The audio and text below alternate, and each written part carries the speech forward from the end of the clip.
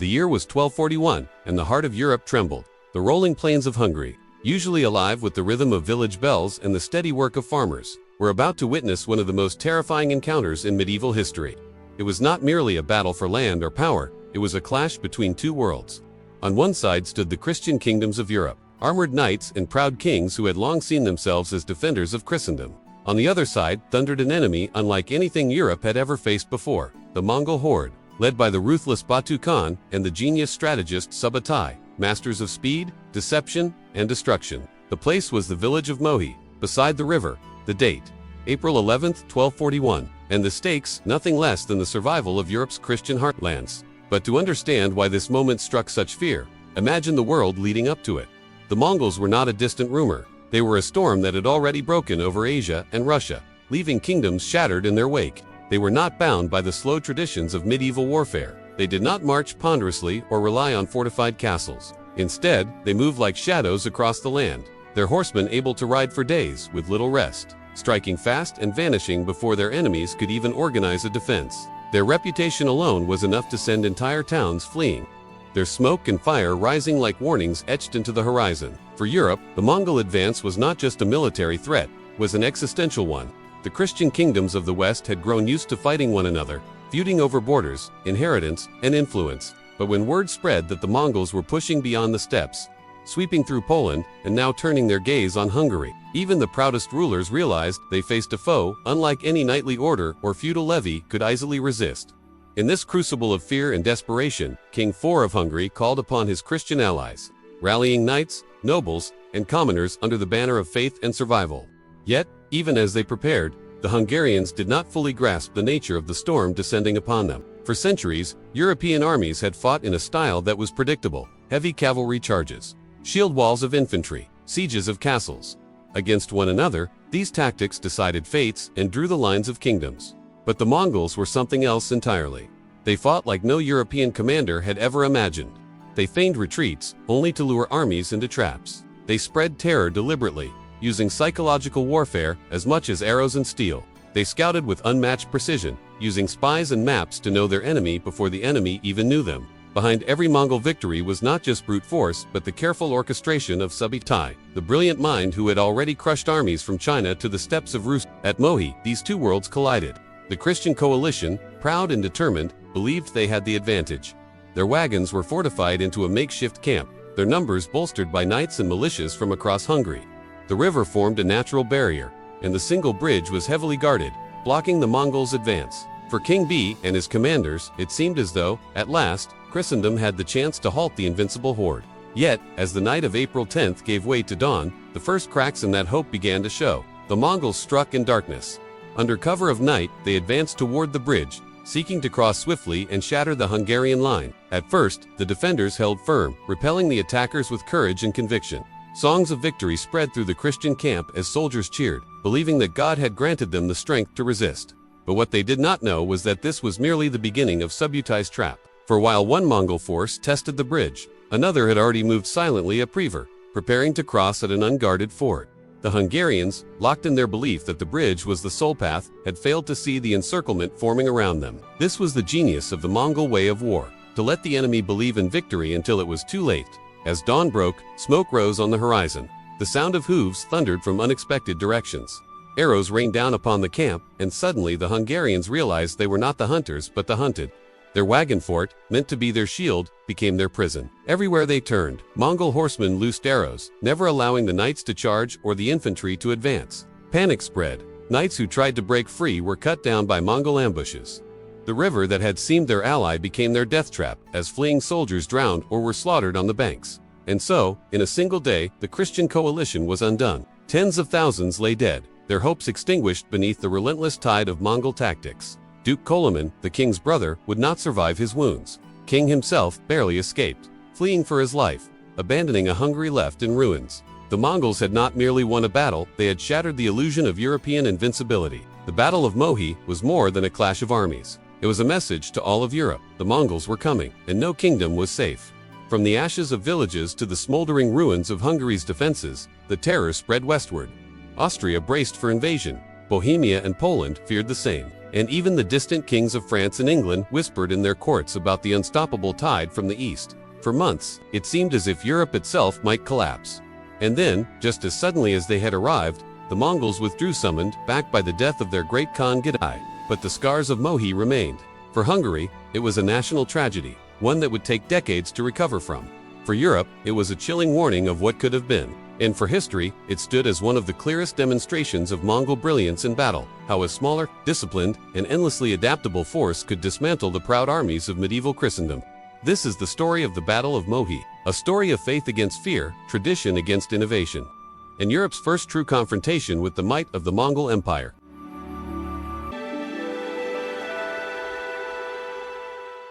The year was 1241, and the heart of Europe beat with unease. To the east, across the steppes and forests of Eurasia, a storm had been gathering for decades, an empire that rose from the windswept plains of Mongolia and stretched farther than any kingdom the world had ever seen. The Mongol Empire, born from the unification of nomadic tribes under the iron will of Genghis Khan, had carved its name into history with fire and blood. By the time of the Battle of Mohi, Genghis himself was long dead, but his legacy marched forward in the hooves of 1,000,000 horses. His heirs, his generals, and his descendants sought not merely to hold power, but to extend it across the known world. Among these heirs was Batu Khan, grandson of Genghis, a man determined to bring the fury of the steppes to Europe. Beside him rode Subutai, perhaps the greatest military mind of his age, a commander whose genius had crushed kingdoms from China to Persia. Together, they were the architects of Europe's greatest nightmare. Their path to Hungary had not been sudden. It was the culmination of a carefully orchestrated campaign. After Genghis Khan's death in 1227, the Mongol Empire fractured only in appearance. In reality, its leaders maintained a unified strategy: expand in every direction, test the strength of neighbors, and punish those who resisted. The western frontier of the empire was entrusted to Batu Khan, with Subutai as his chief strategist. Their first target was the principalities of Kiev and Rus, a collection of fragmented states that had once dominated Eastern Europe in a series of brutal campaigns between 1237 and 1240. The Mongols descended upon these lands with terrifying speed. Cities that had stood for centuries, Kheosan, Vladimir, Kiev, were reduced to ashes. Entire populations were slaughtered or enslaved. Resistance crumbled, and with the fall of Kiev in 1240, the gateway to Europe lay open. But the Mongols were not content with the Rus. Their gaze turned westward, toward the riches and kingdoms of Central Europe. Poland and Hungary stood as the next line of defense. The Mongols struck with precision and cruelty, sending multiple armies to sow chaos across the region. In Poland, the invaders annihilated the forces of Duke Henry II at the Battle of Legnica in April 1241. There, the flower of Polish knighthood was destroyed in a single day, leaving the kingdom leaderless and vulnerable. The victory sent shockwaves through Christendom, for it was proof that the Mongols were not simply raiders but conquerors, capable of defeating Europe's best. At the same time, another Mongol force advanced into Hungary. Unlike Poland, Hungary was not merely a target of opportunity, it was a strategic prize. Its fertile plains offered the pastures Mongol horses needed. Its position opened routes deeper into Austria, Bohemia, and beyond. And its people, still recovering from internal divisions, offered less resistance than their rulers believed. Batu Khan and Subutai understood this clearly. If Hungary could be broken, the door to Europe would swing wide open. Yet Europe was not blind. News of the Mongol advance traveled fast, carried by desperate refugees, scattered knights, and trembling messengers who had seen firsthand the destruction of the East. In Hungary, King Before recognized the danger. He was young, ambitious, and determined to protect his realm. But he faced a problem that would haunt Europe again and again: disunity. Medieval Christendom was fractured. Kings bickered with dukes, nobles schemed against monarchs, and the papacy itself was entangled in its own political struggles. Still, he called upon Christian allies for aid, appealing to the Pope, to neighboring rulers, and to the nobility of Hungary. He invoked the idea that this was not simply Hungary's fight, but the fight of all Christendom. The Mongols, he argued, threatened not just his throne, but the very survival of Europe's Christian kingdoms. The response was mixed at best. Some lords answered his call, sending knights and soldiers. Others hesitated, unwilling to risk their own power or doubting the seriousness of the threat. After all, to many in Western Europe, the Mongols were still a distant menace, terrifying in rumor but seemingly far away. Few understood that the devastation of Poland and the Rus was merely the prelude. Hungary was to be the main event. Within his own kingdom, faced yet more difficulties. His reign had been marked by tensions with the nobility, who resented his centralizing policies and his attempts to strengthen royal authority. To make matters worse, had welcomed thousands of Cuman's nomadic people fleeing the Mongols into Hungary. hoping to use them as allies and warriors. But the presence of these foreign tribesmen sowed suspicion and discord among the Hungarian nobility, who accused the Cumans of being Mongol spies. When tensions boiled over, the Cumans left, depriving of crucial manpower. Thus, as the Mongols advanced, Hungary prepared for war with an army that was far from united. Meanwhile, Batu and Subutai advanced with ruthless precision. Their forces, numbering perhaps 30,000, were not large by European standards, but they were disciplined, mobile, and devastatingly effective. They moved like water across the land, spreading into multiple detachments, raiding, burning, and gathering intelligence. Every movement was calculated, every action designed to weaken their enemy before the decisive blow. Subutai's genius lay in coordination. While one army crushed Poland, another marched into Hungary, their timing orchestrated so that both kingdoms would be struck simultaneously, preventing one from aiding the other. This was warfare on a scale and with a sophistication Europe had never seen. By early 1241, the stage was set. Hungary braced for the storm. King gathered his forces near the river, close to the village of Mohi. He was not without hope. His army was large, bolstered by knights, militias, and volunteers from across his realm. He believed that fortified camps and the natural barrier of the river could give him the advantage. In his mind, Hungary was prepared to stand as the shield of Christendom. Yet, like so many before him, underestimated the Mongols. For the Mongols were not simply warriors, they were strategists of terror. They did not march blindly into battle. They studied their opponents, exploited weaknesses, and struck where least expected. To them, the river was not a barrier, but an opportunity, a trap waiting to be sprung. Subutai's scouts mapped the terrain, identified weak points, and prepared for a maneuver that would seal Hungary's fate. The Hungarians, confident in their numbers and their position, did not see it coming. This was the context in which the Battle of Mohi would unfold. A kingdom divided, a Europe unprepared, and a Mongol army determined to demonstrate its supremacy. To the Hungarians, it was a desperate struggle for survival. To the Mongols, it was another step in a relentless march westward. And to history, it would be remembered as one of the most devastating defeats Europe had ever suffered at the hands of an Eastern invader. The Mongol advance into Central Europe was not inevitable, but it was unstoppable. Every kingdom that stood in their path had underestimated them, clinging to the old ways of warfare, believing that knights and castles could halt the tide. But Batu Khan and Subutai brought a new kind of war, one that combined speed, deception, intelligence, and ruthlessness. Against such an enemy, Hungary would find itself tragically unprepared. When the Mongols descended upon Mohi in April 1241, it was not merely the meeting of two armies, it was the meeting of two worlds. The medieval Christian order, rooted in faith, tradition, and heavy cavalry, against the nomadic war machine of the steppe, honed in survival, speed, and strategy. The outcome would not only decide the fate of Hungary, but shape the course of Europe's response to the Mongol threat for generations.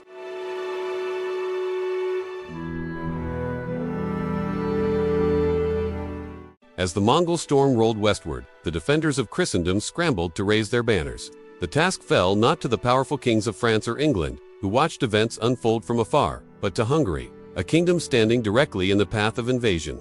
Here, King Biv bore the weight of responsibility not only for his own people, but, as he saw it, for all Christian Europe. He was young, ambitious, and determined to prove himself as the protector of his realm, yet his position was precarious. Hungary had long been a crossroads of cultures, a frontier kingdom where East met West, and now it would become the front line of Europe's survival. Call to arms went out across his kingdom and beyond, summoning every available knight, noble, and militia. The Hungarian army formed the backbone of the coalition. These were not merely peasants with spears. Hungary possessed a proud martial tradition. Its nobility fielded armored cavalry, men who modeled themselves on the knightly orders of the West. Alongside them marched foot soldiers drawn from towns and villages, levied in haste to defend their homeland. Their weapons were simple spears, axes, crossbows, but their determination was fierce, for they knew the fate of their families and homes hung in the balance.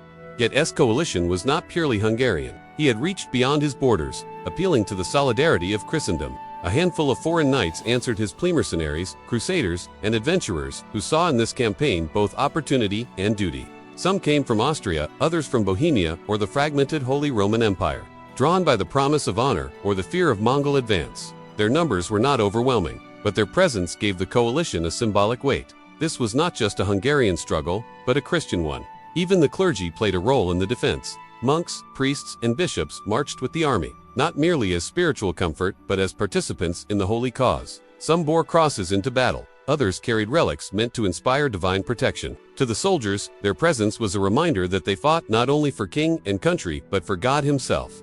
Hymns and prayers filled the camps, as though piety might shield them from the Mongol arrows that had already laid low so many others. Beside stood his brother, Duke Koloman of Slavonia, a seasoned commander whose loyalty and valor made him indispensable. Koloman had earned a reputation as a capable leader, and together he sought to weld the diverse host into a unified force. The bond between the brothers gave strength to the coalition. Where provided the vision of resistance, Koloman provided the experience of war. Too many soldiers, he was the reassuring hand on the reins, the proof that leadership still stood firm amidst uncertainty. The coalition gathered near Mohi, on the banks of the river, a location chosen for its strategic advantages. The river, winding and treacherous, offered a natural barrier against the Mongol advance. Bridges were few, and the Hungarians fortified them with guards and defenses. Their camp itself was surrounded by wagon forts, rows of heavy carts chained together to form makeshift walls. Behind these wooden barricades, soldiers rested, ate, and prepared, believing themselves secure from the lightning-fast cavalry of the Mongols. The mood within the camp was a mixture of fear, hope, and determination.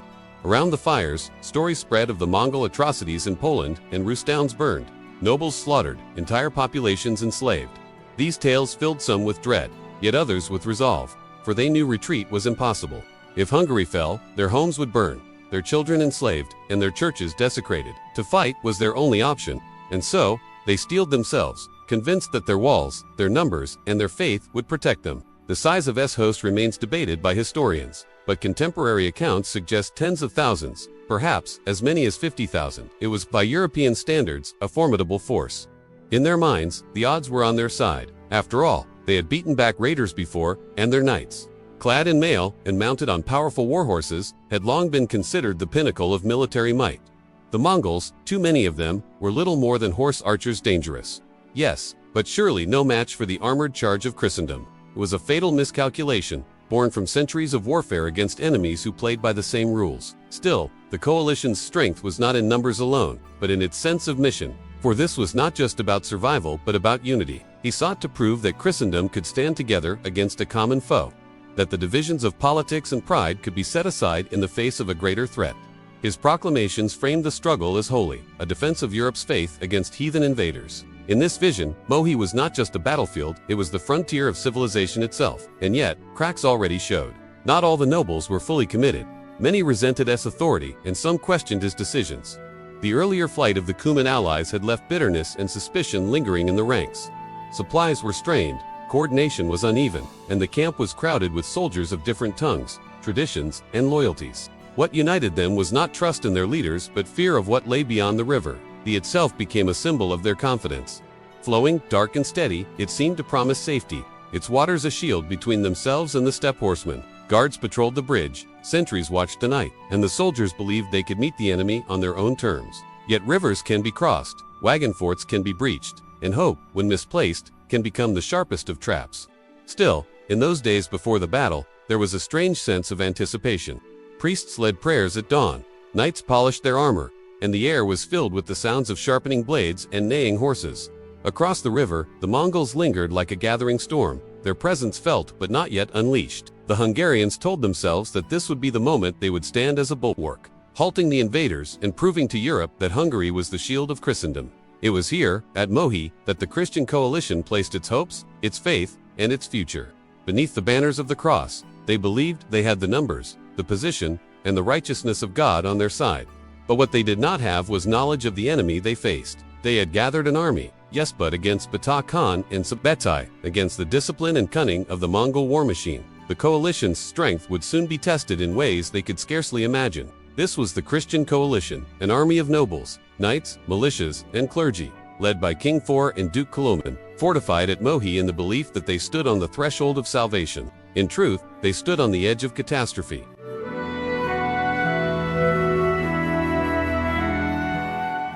Across the river, beyond the watchful eyes of the Christian coalition, another army gathered, one unlike anything Europe had ever seen.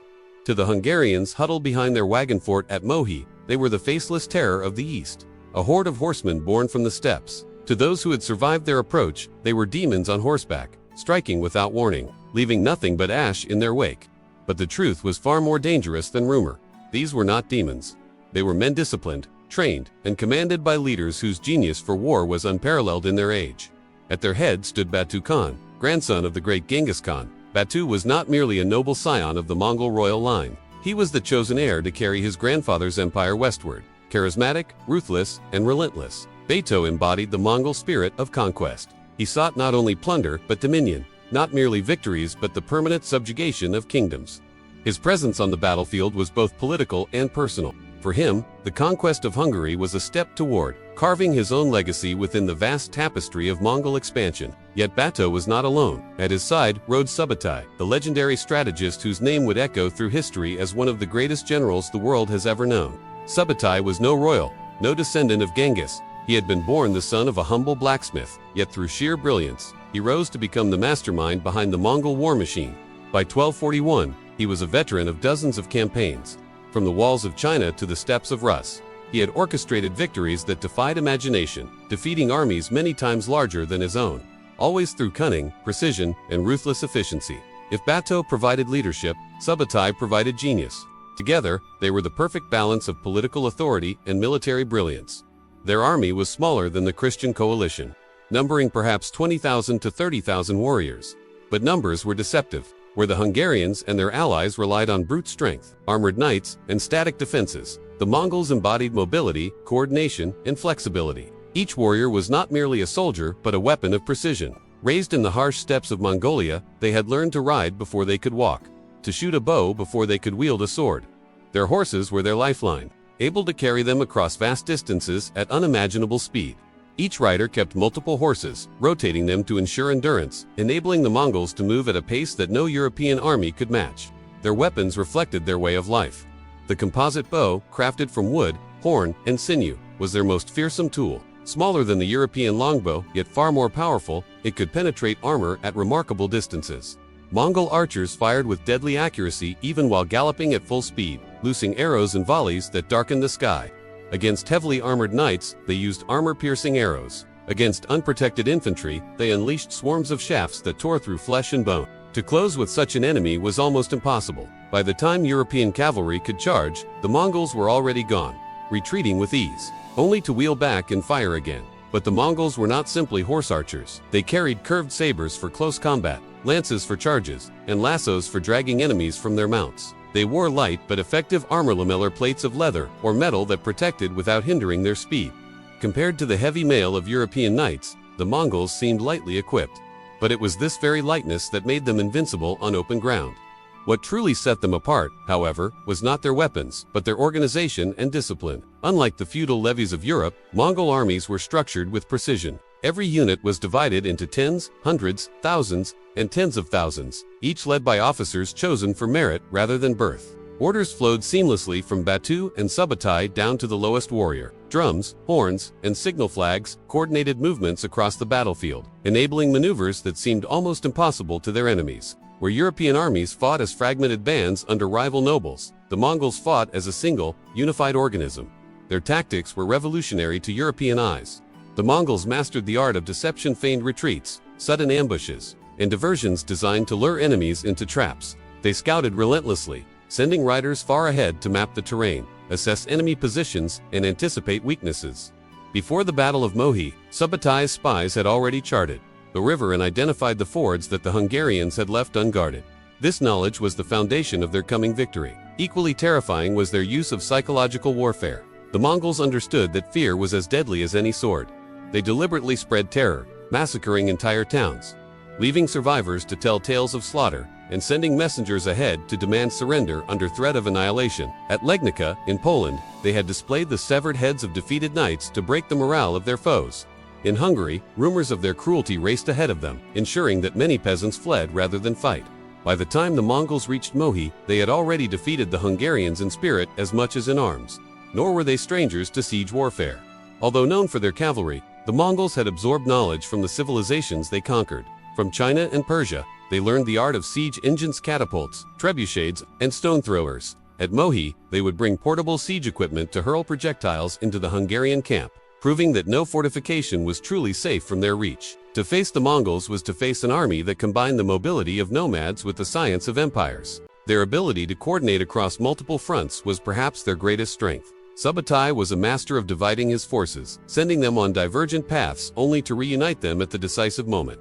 While one detachment kept the Hungarians occupied at the bridge, another crossed the river undetected, preparing to strike the camp from the rear. This was not improvisation. It was the careful execution of a plan devised long before the battle began. The Hungarians thought they faced one enemy, but in reality, they faced a web of forces moving in perfect harmony, each piece designed to crush them from all sides. What made the Mongols so terrifying to Europe was that they did not fight by European rules. They did not seek honorable duels or straightforward charges. They fought to win, using every trick, every deception, every weapon at their disposal. To the knights of Christendom, this seemed dishonorable, even cowardly.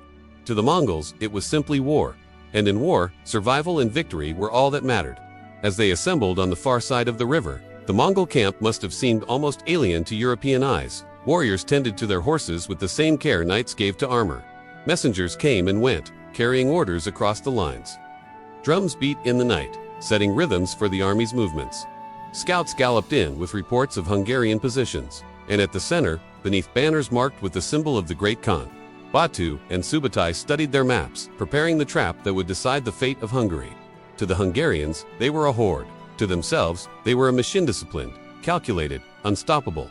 Their 20,000 to 30,000 warriors were not just an army. They were the sharpened edge of an empire that stretched from the Pacific to the edges of Europe. They carried with them not only the legacy of Genghis Khan, but the belief that the world itself was theirs to conquer. And so, as the Christian coalition fortified its camp at Mohi, convinced of its strength, the Mongol forces prepared to strike. In their minds, the outcome was already decided. For Batu and Subutai, this was not merely another battle. It was a demonstration of Mongol supremacy, a lesson to Europe that resistance was futile. Within days, their strategy would unfold with devastating precision, and the plains of Hungary would be drenched in blood. The Christian coalition had gathered to defend Christendom. The Mongols had come to destroy it. The collision of these two forces would shake Europe to its core.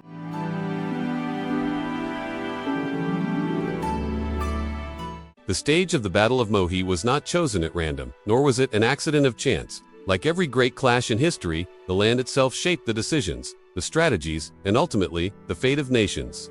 The river, in the spring of 1241, became the crucible where Europe's best defenders would confront the most feared horsemen the world had ever seen, the Mongols. To understand this battle, one must first understand the ground on which it was fought, because in the medieval world, terrain was more than background, it was a weapon, an ally, or an enemy in its own right. Stretching through northern Hungary, the river was not a mighty torrent, but it was a barrier. Its flowing waters cut through the flat plain, and at Mohi, a single stone bridge served as the vital crossing point. For the Hungarians under King IV, this bridge was both a shield and a trap. Whoever held it controlled access between the Mongol advance and the heart of Hungary. Whoever lost it would be exposed to the full force of the invaders. The Hungarians understood this well, and so they made the bridge their anchor, determined to prevent the enemy from spilling across. Around the bridge, the Hungarian army fortified its camp in the traditional style of Eastern Europe, with wagons, carts, and wooden barriers. This wagon fort was a defensive circle meant to slow cavalry charges and protect their infantry from Mongol arrows. It was not unlike the tactics used by nomadic steppe peoples themselves. But the Hungarians hoped their barricades would serve as an unbreakable wall. They parked wagons wheel to wheel, lashed them together with chains, and filled gaps with sharpened stakes.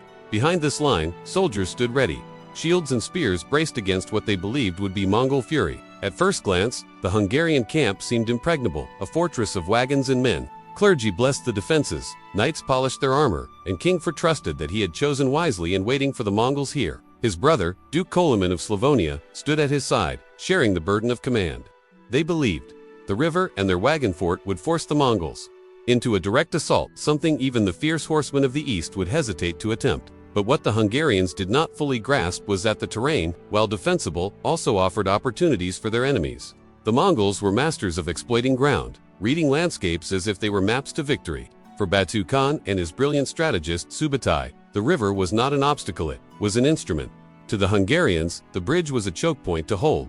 To the Mongols, it was bait. The land around Mohi was open, a broad plain with sparse cover, perfect for cavalry maneuvers. While the river cut through it, the Mongols were not bound to the single stone bridge. Subutai, whose genius had already crushed Rus and Poland, saw multiple avenues. He knew that a frontal attack would only bloody his men against the wagon fort. Instead, he would use the river, the night, and the openness of the land to orchestrate one of the most devastating ambushes in medieval history. That night, as the Hungarians rested in their camp, secure in their wagons and their faith, the Mongols moved like shadows. Subutai divided his army, sending one force to assault the bridge head-on while he led another to cross the river at a hidden ford downstream. This coordination across multiple fronts was the hallmark of Mongol warfare. The Hungarians would be struck where they expected and where they did not. The battlefield itself, so carefully chosen by four, would be turned against him. The bridge became the first flashpoint. At dawn, Hungarian sentries spotted Mongol detachments advancing toward the crossing. The defenders rushed to the bridge, desperate to block them, and fierce fighting erupted on its narrow span. Knights in heavy armor clashed with Mongol warriors. Arrows darkened the air, and for a moment it seemed the Hungarians might hold. Their barricades held firm, their courage did not falter, and the priests within the camp raised their voices in prayer. But even as the Hungarians focused on the bridge, the trap was already closing. Subutai's hidden force, having crossed downstream, began to sweep around the Hungarian camp.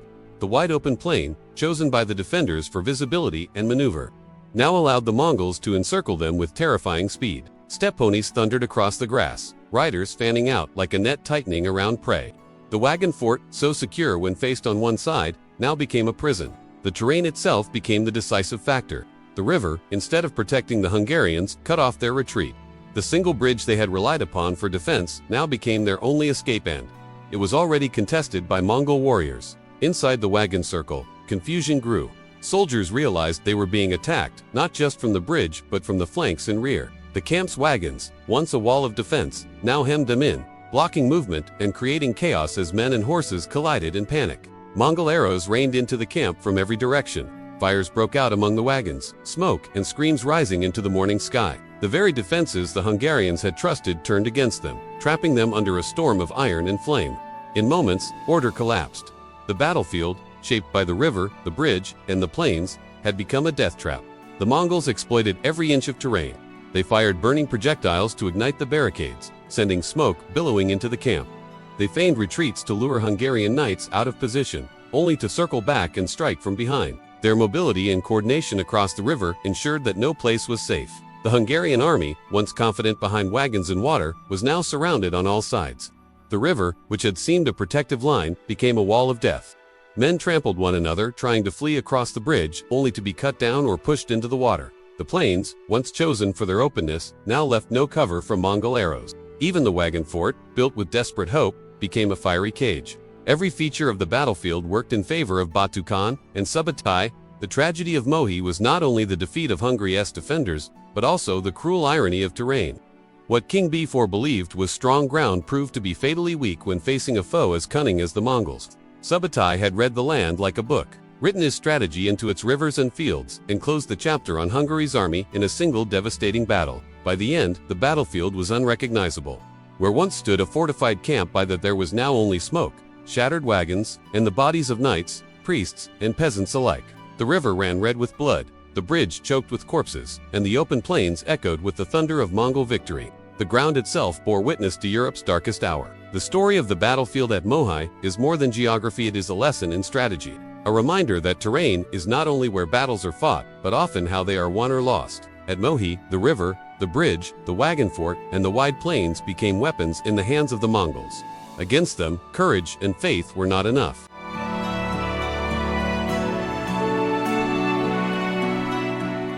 The night of April 10th into the dawn of April 11th, 1241, was cloaked in tension along the river. The Hungarian camp, protected by wagons and barricades, believed itself secure behind the natural barrier of the river.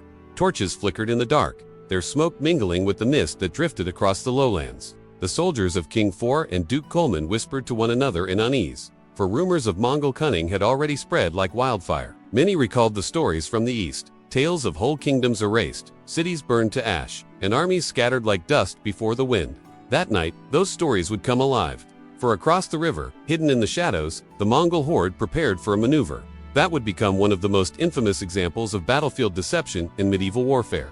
As the camp settled into uneasy silence, Batu Khan, grandson of Genghis Khan, gave the signal. Under the cover of darkness, Mongol eunuchs crept toward the bridge. The plan was a sudden, crushing, assault, an attempt to burst through the barricades and overwhelm the Hungarians in their sleep. Hooves thundered softly over damp earth as the first Mongol detachments approached, their silhouettes almost invisible against the river's darkness. With chilling discipline, they formed into tight ranks, ready to storm the bridge in a burst of speed. But the Hungarians had been watchful.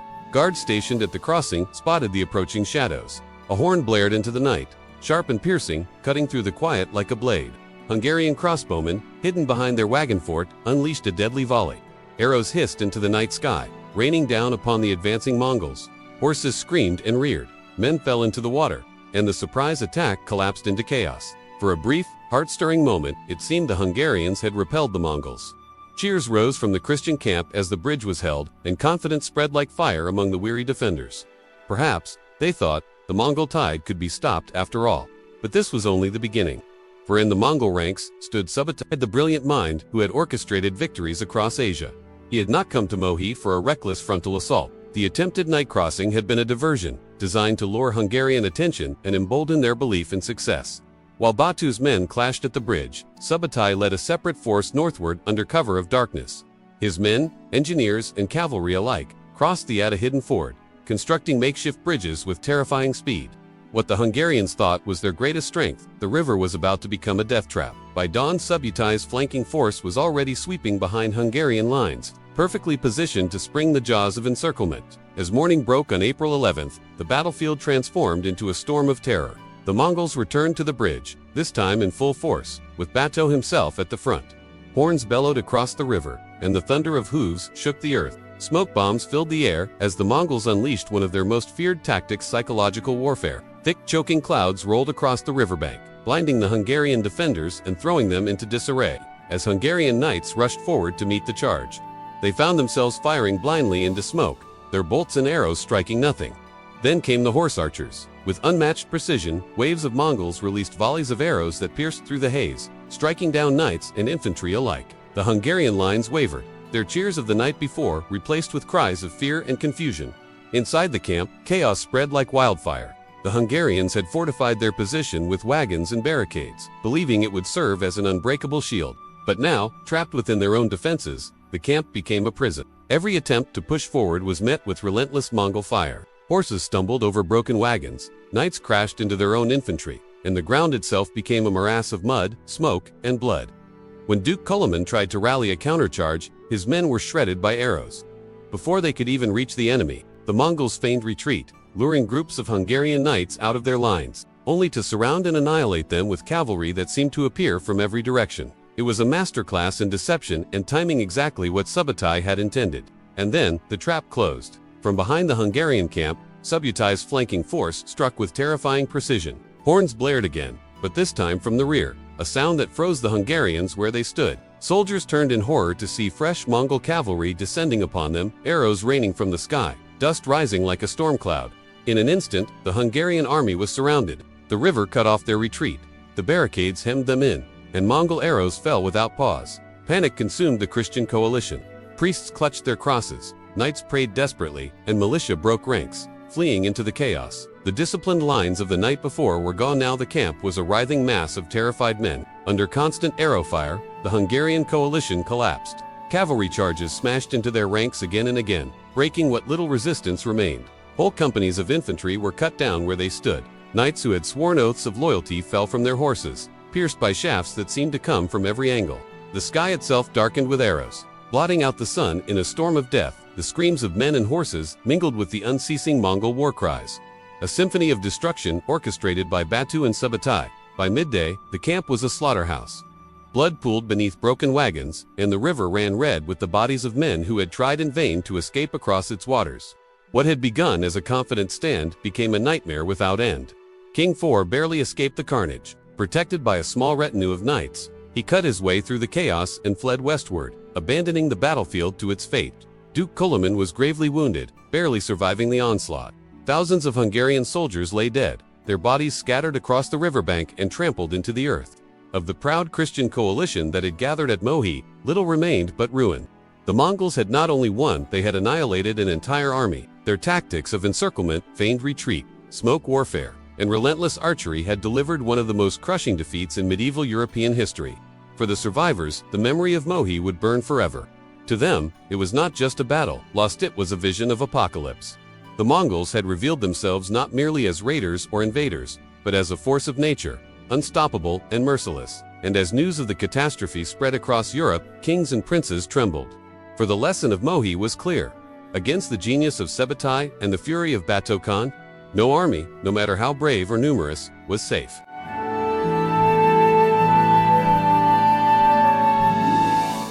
The aftermath of the Battle of Mohi was nothing short of catastrophic, a brutal reminder of the Mongols' ruthless efficiency and the devastating consequences of underestimating them. The Hungarian army, once proud and resolute, lay shattered upon the fields by the river. What had begun as a hopeful stand to protect their kingdom had ended in ruin and death. Tens of thousands of soldiers, knights, and militia were slain, their bodies strewn across the bloody ground. The once organized Christian coalition, bound together under the banners of King IV and his brother, Duke Koloman, had been torn apart in a storm of arrows, cavalry charges, and merciless encirclement. The Mongols, masters of precision and terror, had shown no mercy to the defeated. The field of Mohi became a graveyard where the flower of Hungary's nobility and its hardened warriors perished in droves. The loss of leadership deepened the tragedy. Duke Koloman, who had fought valiantly to the very end, was struck down in the chaos. Mortally wounded, he was carried away by his men, but his fate was sealed. His injuries would soon claim him. His fall was more than just the death of a commander. It was a symbolic blow to the kingdom itself, a sign that Hungary's defenders had been decapitated in spirit as much as in numbers. King IV, realizing the hopelessness of the situation, barely escaped with his life. Fleeing through the countryside with a handful of loyal retainers, he carried with him the crushing weight of failure. For the Hungarian crown, the battle was not just a military disaster, but a personal humiliation that would scar his reign and haunt him for the rest of his life. The devastation extended far beyond the battlefield. With the Hungarian army annihilated, the Mongols had free rein to unleash their fury upon the land.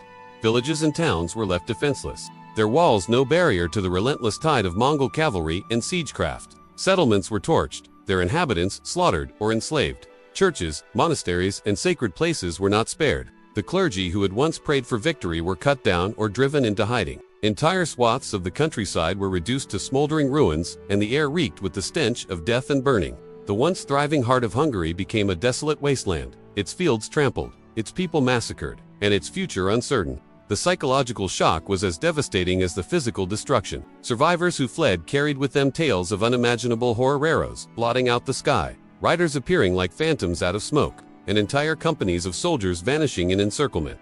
Fear gripped the land like a disease, spreading faster than the Mongols themselves. Families abandoned their homes, peasants hid in forests and mountains, and nobles who had once pledged to defend the kingdom fled to preserve their lives. Hungary, stripped of its military strength and paralyzed by terror, stood vulnerable to further Mongol incursions. The human cost was staggering. Tens of thousands of lives had been lost in a single battle, and the slaughter that followed magnified the tragedy. It was not merely the loss of soldiers, but of generations of men who might have defended, farmed, built, and guided the kingdom forward. Women, children, and the elderly fell victim to massacres as well, their deaths erasing entire lineages and communities. In some regions, whole villages ceased to exist, their names and histories wiped from memory. The Mongols' strategy of instilling terror through destruction had worked with chilling precision, leaving Hungary not just defeated but broken. For King IV, survival came with a heavy burden. He became a fugitive in his own land, seeking safety while watching his kingdom collapse around him. His pleas for help from neighboring rulers, from the Pope, and from Western Europe grew increasingly desperate. The scale of Hungary's defeat shocked Christendom, but aid was slow to arrive, and for many in the West, the Mongol threat seemed a distant storm. Yet for Hungary, it was a storm already at their doorstep, one that had torn apart their defenses and left nothing but ashes in its wake. The aftermath of Mohi marked one of the darkest chapters in Hungarian history. It was a moment when a nation's strength had been tested and found wanting, when an empire's ambitions had collided with the relentless machine of Mongol conquest.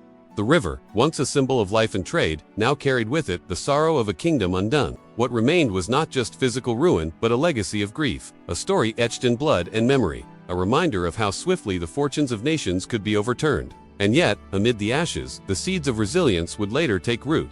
Though Hungary lay devastated, its spirit was not fully extinguished. King IV, scarred and humbled, would eventually begin the long, painful task of rebuilding. Fortresses would rise, cities would be refortified, and lessons paid for in blood would shape the kingdom's defenses for generations to come. But in 1241, in the immediate wake of Mohi, such a future seemed distant, almost impossible. To the survivors, Hungary was a land abandoned by God, a realm left to the mercy of a seemingly unstoppable enemy. The Battle of Mohi was more than a military defeat. It was a cataclysm that reshaped Hungary and sent shockwaves across Europe. The aftermath was written not only in the death toll, but in the burned villages, the empty fields, the orphaned children, and the hollow eyes of those who had survived. It was a warning to all of Christendom of what the Mongols could do of how fragile even the strongest kingdoms could be when confronted by an enemy forged in fire and conquest.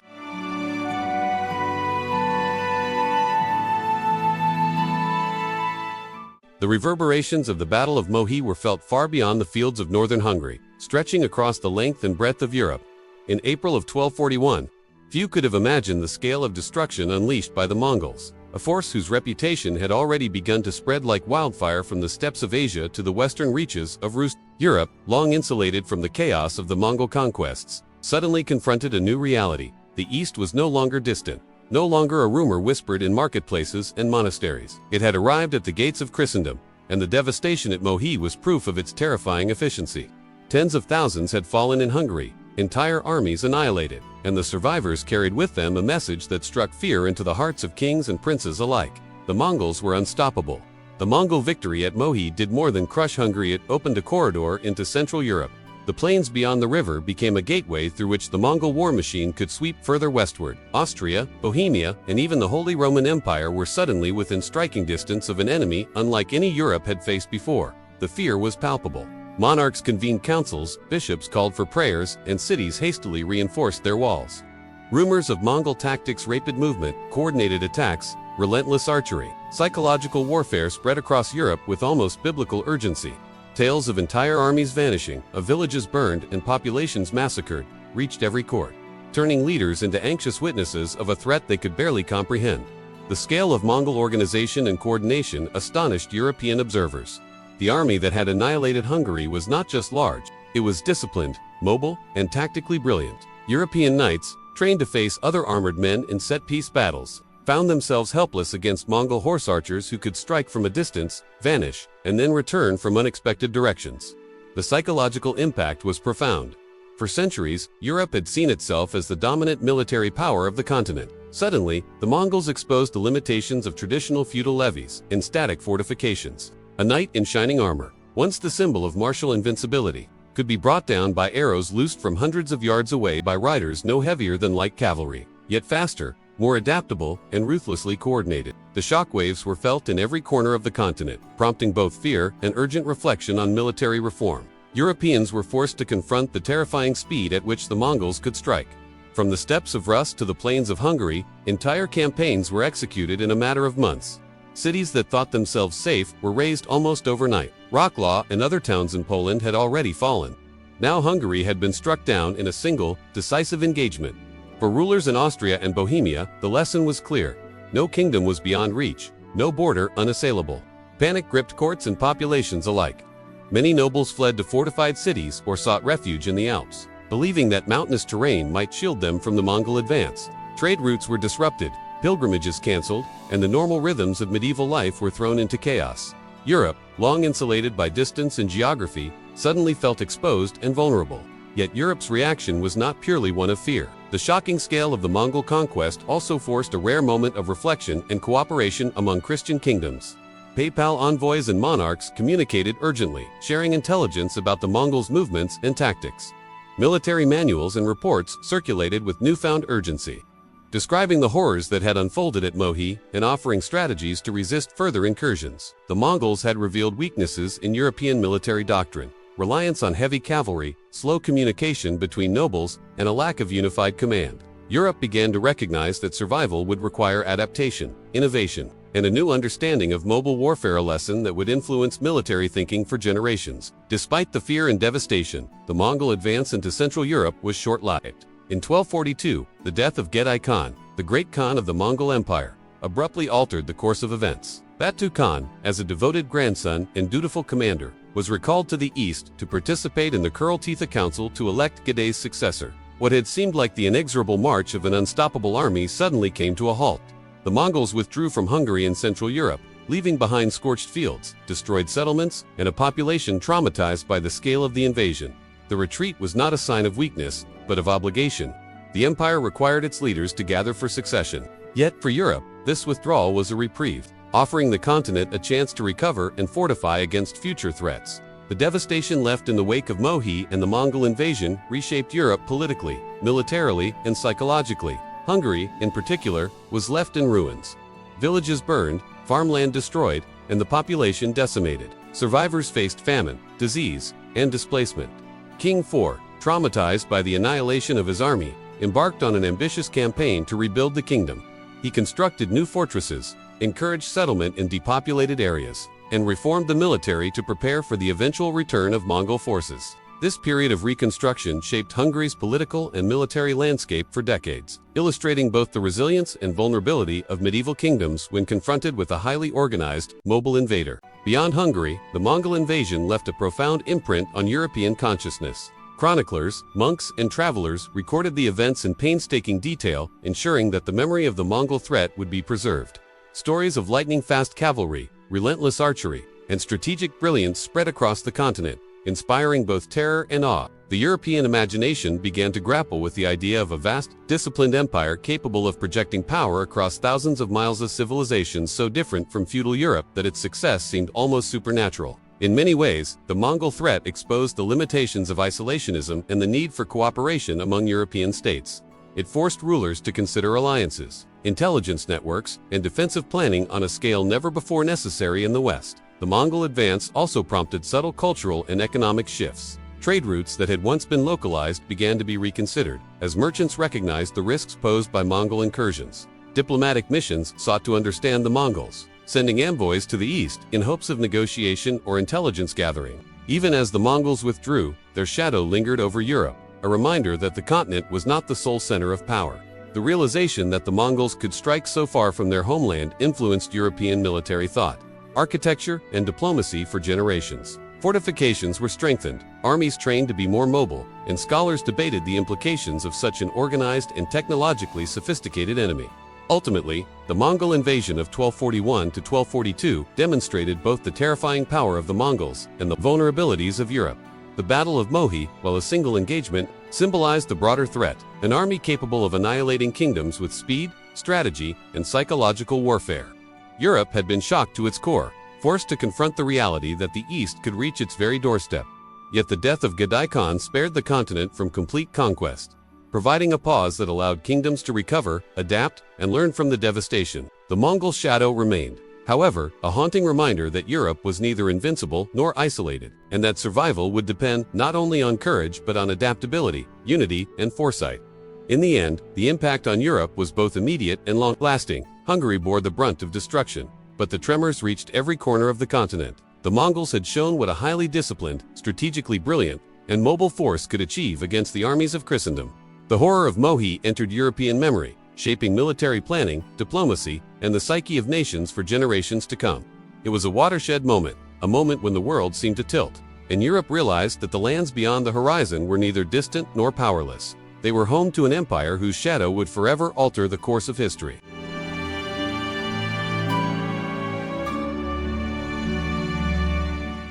The Battle of Mohi in 1241 left a legacy that would echo through the annals of history for centuries, a stark reminder of how fragile medieval Europe could be in the face of a new kind of warfare. It was more than a military encounter. It became a symbol of vulnerability, a lesson in strategy, and a cautionary tale for every kingdom on the continent. To fully grasp its legacy, one must consider not only the immediate devastation, but also the long-term impact it had on Hungary, Central Europe, and the collective consciousness of Christendom. For Hungary, Mohi was a national trauma, a wound that ran deep into the fabric of the kingdom. Tens of thousands of soldiers and civilians had been slain, the nobility decimated, and towns and villages reduced to ashes. The scale of loss was staggering, unlike anything Hungary had experienced in living memory. King IV, the monarch who had summoned the Christian coalition to defend the kingdom, survived only by a narrow margin, his escape a bitter reminder of the cost of underestimating the Mongols. Duke Koloman, mortally wounded in the chaos, became one of many casualties whose deaths symbolized the shattering of Hungarian leadership and military capability. The physical destruction was immense, but the psychological scars were just as profound. Survivors carried the memory of the Mongols' speed, discipline, and relentless tactics, a nightmare that would shape Hungary's strategies, fortifications, and military policies for generations to come. Mohi highlighted the limitations and disunity of Christian Europe.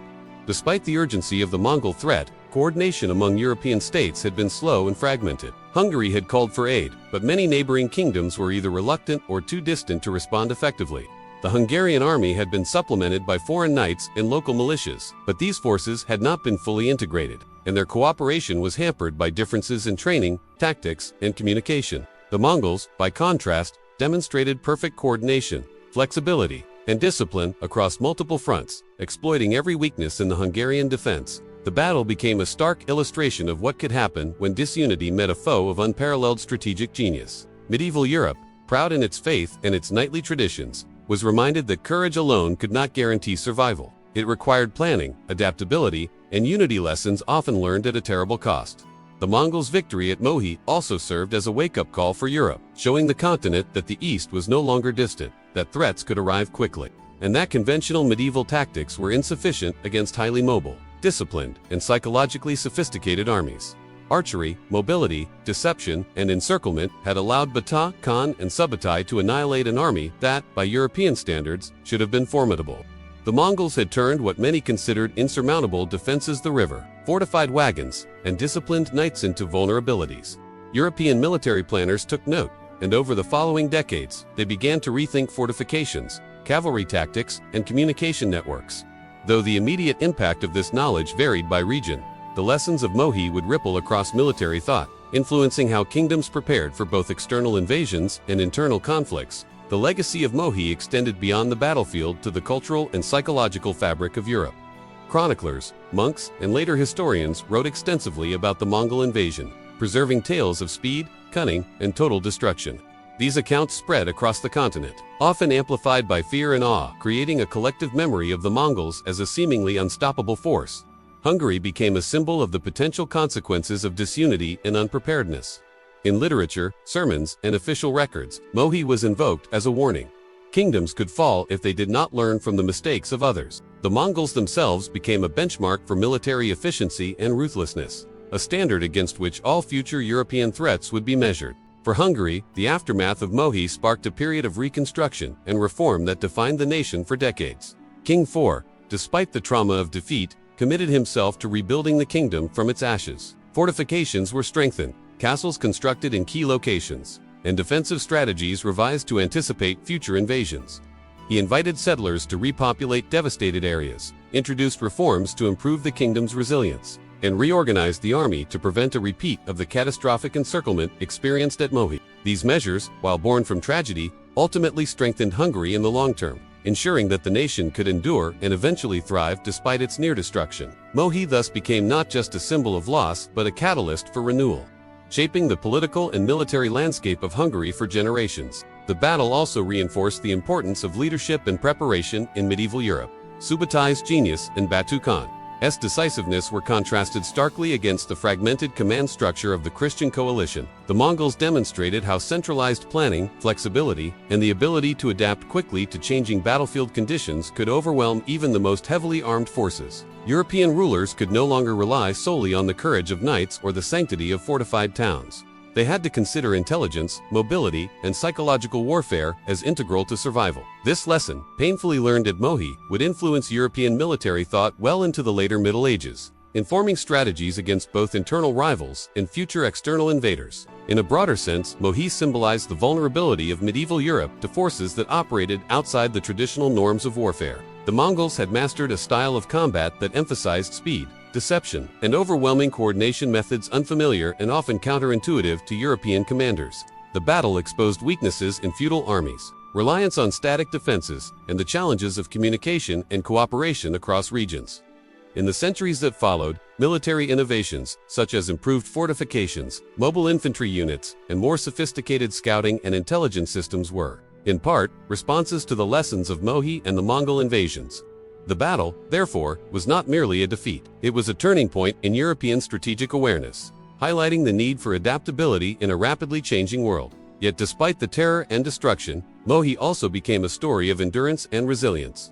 The Kingdom of Hungary, though devastated, endured. Survivors rebuilt, fortified towns rose from the ashes, and over time, the kingdom regained strength. The Mongols, forced to retreat after the death of Gudai Khan in 1242, never fully conquered Central Europe. The shadow of Mohi lingered, but it also became a testament to human tenacity, the ability to recover, learn, and fortify in the face of overwhelming adversity. In this sense, the legacy of the battle was twofold: a grim reminder of vulnerability and a testament to the capacity for recovery and renewal. Finally, the Battle of Mohi remains one of the most devastating defeats in Hungarian history, remembered with solemn reverence and historical fascination. It was a clash that reshaped borders, altered military thinking, and left a nation scarred by loss, yet determined to survive. For Europe, it was a stark warning of what could happen when preparation, unity, and adaptability failed in the face of a superior foe. For Hungary, it was a crucible that tested the kingdom's very identity, forcing rulers and citizens alike to confront the fragility of their world and the necessity of rebuilding stronger, wiser, and more resilient than before. The memory of Mohi, etched in blood, fire, and survival, would echo through the centuries, a defining chapter in the history of both Hungary and Europe.